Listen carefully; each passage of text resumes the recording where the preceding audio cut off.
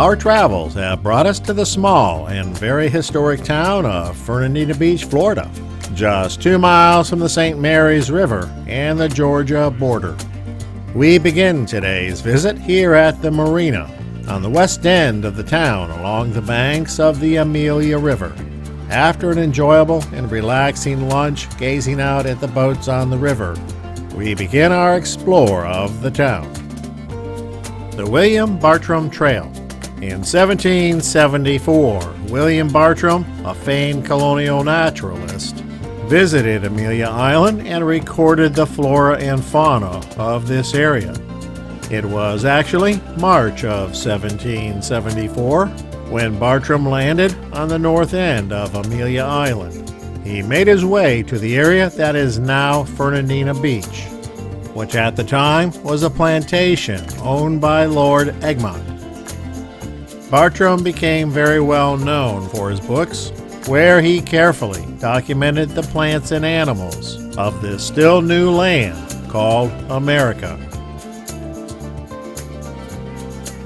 Here's a nice look east on the appropriately named Center Street. Much of the late 19th and early 20th century architecture survives here in Fernandina, which only adds to the wonderful feel of this great resort region. A bit hard to read, the date stone reads 1878. Well over 100 years old. Here, in front of the Ship's Lantern gift shop, is a nice koi tank.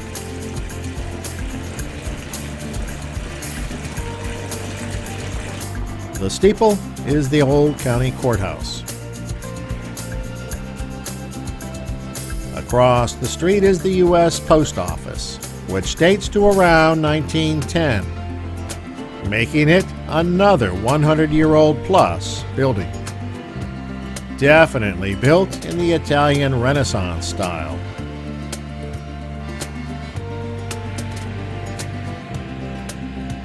Dedicated in 1912, the Italian Renaissance Revival building was designed under the direction of the Treasury Department architect James Cox Taylor.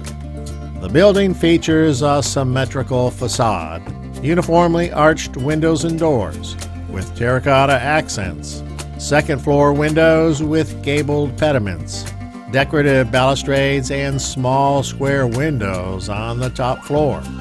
Brick walls faced with stucco rise from a granite base, rise 3 stories to a tiled hipped roof with widely extended eaves supported by decorative brackets. The building is a notable feature in the city's urban landscape and is the second tallest structure, exceeded only by the Nassau County Courthouse's clock tower. Let's go inside. The interior was custom built to accommodate the building's 3 original functions as a United States Custom House, courthouse, and post office. Here's an interesting old letter inside this case about the building's construction. It's written to the supervising architect, Treasury Department, Washington, D.C., sent from Gainesville, Florida on November 9, 1910. It reads, "Sir, in accordance with instructions to superintendents, page 7, section 7, I have the honor to report building under my charge, Fernandina, Florida, nearing completion, with the arrival of missing and defective marble and certain sections of radiators defective. The contractors should have building ready for final inspection on or about the 15th of current month. The contract dated June 25, 1909, awarded Mr. D.B. Phipps of Newport News, Virginia. Mr. Phipps' bond was approved July 7, 1909. Original amount $78,375. The work was started promptly on the day the bond was approved, and the clearing of site was well underway. On the 26th of July, 1909, the contractor's representative arrived and assumed control. On August 16, 1909, the excavations were practically finished, and work placing concrete fairly well advanced. Difficulties in obtaining materials appear to have confronted the contractor from the first. Even the delivery of sand approved depended on wind and tide.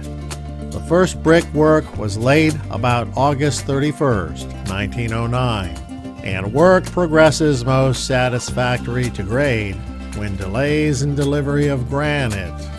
The letter continues on page 2, which is not showing. Here are banks of post office boxes, definitely from a much earlier era.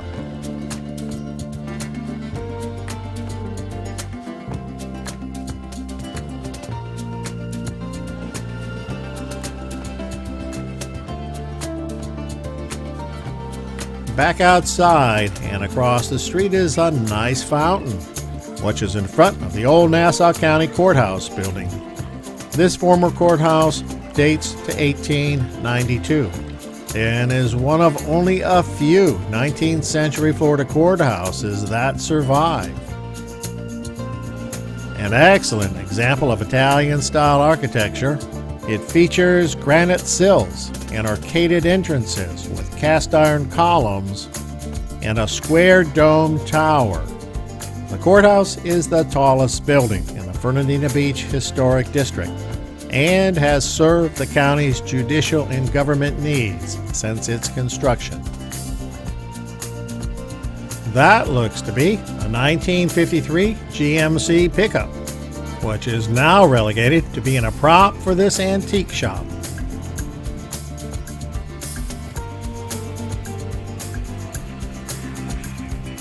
This grand old building is part of the Methodist Church here on Center Street. It is the church office.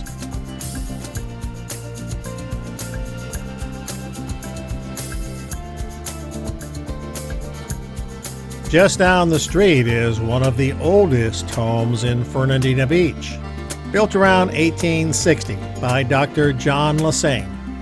However, he abandoned the house when the American Civil War broke out and never returned. The home remained empty until 1868, when it became the property of Judge John Friend. It's constructed of hand-hewn lumber and fastened together with wooden pegs. In 2020, family descendants sold the house, and it now belongs to the Nassau Trust, LLC. It turns out that Fernandina Beach played a part in the American Revolutionary War. It says, in May 1777, Colonel Samuel Elbert's Continental Army landed on the north end of Amelia Island with a plan to invade Florida. One of his patrols came upon and engaged in a skirmish with British troops on the south end of the island. The British killed Lieutenant Robert Ward and wounded 2 other soldiers. Albert retaliated by burning houses and destroying all cattle on the island. Here, on the western edge of town, are tracks owned by the Central Coast Railroad, a subsidiary of the larger Genesee and Wyoming Railroad, which serves the island's pulp and paper mills. Over there is the town's railroad station, which looks to have gone through a substantial renovation. Today, the station is now the Amelia Island Welcome Center.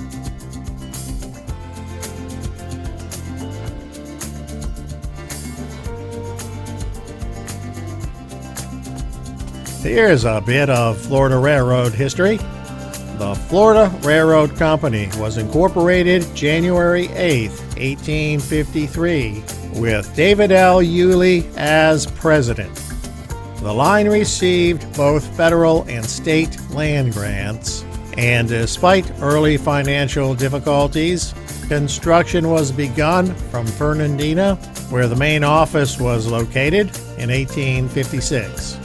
The final trackage to Cedar Key was laid on March 1, 1861.